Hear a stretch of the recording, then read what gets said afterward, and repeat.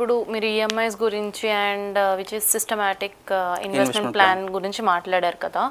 So దీనికి ఈ SIP అనే దానికి ఏదన్నా ఏజ్ లిమిట్ ఉంటుందా? అండ్ కమింగ్ టు ఈఎంఐస్, అసలు ఈఎంఐస్లో వెళ్ళకుండా ఉండడానికి ఏం చేయాలి?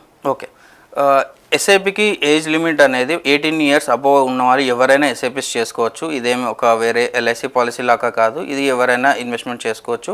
మైనర్కి కూడా ఉంటుంది, కాకపోతే దానికి కొంచెం పేపర్ వర్క్ అనేది ఎక్కువ ఉంటుంది. కానీ నా సజెషన్ ఏంటి అంటే 18 ఇయర్స్ అబోవ్ ఉన్న వాళ్ళు ఎవరైనా సరే ఎస్ఐపి చేసుకోవచ్చు. ఒకవేళ పిల్లల పేర్ల మీద ఇన్వెస్ట్మెంట్ చేయాలనుకుంటే వాళ్ళ పేరెంట్స్ యాజ్ ఎ గార్డియన్గా ఉండి కూడా వాళ్ళు ఇన్వెస్ట్మెంట్ చేసుకోవచ్చు. Coming to your second question, ఈఎంఐస్కి అసలు వెళ్ళొద్దు అనుకుంటే మన లైఫ్ స్టైల్ని చెక్స్లో పెట్టుకోవడం ఇది will be the most important thing. అంటే మనకి ఒక 5 lakhs కార్ ఉంది, లేకపోతే ఒక 1 lakh రూపీ బైక్ ఉంది. మనం దాంతో సాటిస్ఫై కాము, మనకి 20 lakhs కార్ కావాలి, లేదా ఒక 30 lakhs కార్ కావాలి. మన శాలరీలో 30% 40% ఒక కార్ ఈఎంఐకి వెళ్ళిపోతుందంటేనే మనం జాగ్రత్త పడాల్సిందే. సో అదే మన లైఫ్ స్టైల్ చెక్స్ అనేది.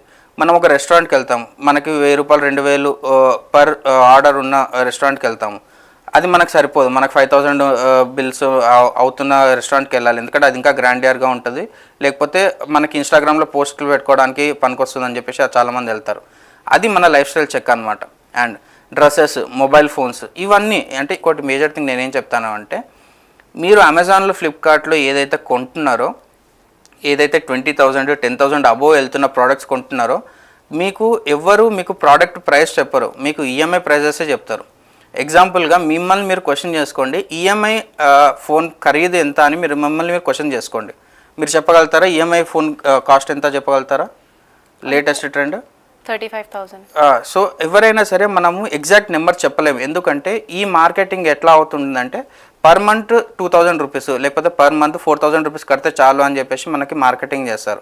అమెజాన్ వాళ్ళైనా సరే, ఫ్లిప్కార్ట్ వాళ్ళైనా సరే, ఏ ఈ కామర్స్ వెబ్సైట్ అయినా సరే, వాళ్ళు ఏం చేస్తారు, ఎవ్రీ మంత్ 4,000 రూపీస్ కడితే చాలు అని చెప్తారు. కానీ అది 4,000 over the period of 36 months లేకపోతే 42 months అని చెప్తారు. సో ఈ ఈఎంఐ ట్రాప్లో పడడానికి మెయిన్ రీజన్ మార్కెటింగ్ అండ్ మన బ్రెయిన్ వాషింగ్. సో ఎప్పుడైతే సరే మనం ఈఎంఐ పారామీటర్స్లో కాకుండా హోల్ ప్రైస్లో మనం ఎంత పెట్టుకుంటున్నాం అనేది ఆలోచన చేసుకుంటే డెఫినెట్గా ఆ ట్రాప్లకెళ్ళి బయటపడతాము. And one of the major thing ఏంటంటే క్రెడిట్ కార్డ్స్ వల్ల మనకి ఈఎంఐస్ అనేవి చాలా పెరిగిపోయినాయి. క్రెడిట్ కార్డులో మనకి డిస్కౌంట్ వస్తుంది, కూపన్ కోడ్స్ వస్తున్నాయి, లేకపోతే అడిషనల్గా బెనిఫిట్స్ ఉంటాయని చెప్పేసి క్రెడిట్ కార్డ్స్ అందరు కొంటున్నారు. కాకపోతే ఈ క్రెడిట్ కార్డ్ వల్ల మనకు వచ్చే మేజర్ డిసడ్వాంటేజ్ ఏంటంటే, మనకి అవసరం లేని వస్తువులు కూడా మనం కొంటుంటాం. అంటే ఇప్పుడు సపోజ్ మనకు ఆల్రెడీ ఉన్న మంచి ఫంక్షనాలిటీ ఉన్నా సరే, క్రెడిట్ కార్డ్ యూజ్ చేస్తే ఒక 3,000 అడిషనల్ డిస్కౌంట్ వస్తుందని చెప్పేసి కొత్త ఫోన్ కొంటాం, కొత్త ఈఎంఐస్ స్టార్ట్ అవుతాయి. సో అందుకే మనం అయినంత దూరం క్రెడిట్ కార్డ్కి అన్లెస్ ఇట్స్ అనే ఎమర్జెన్సీ పర్పస్లో ఉంటే తప్పితే క్రెడిట్ కార్డ్ అసలు వాడకండి.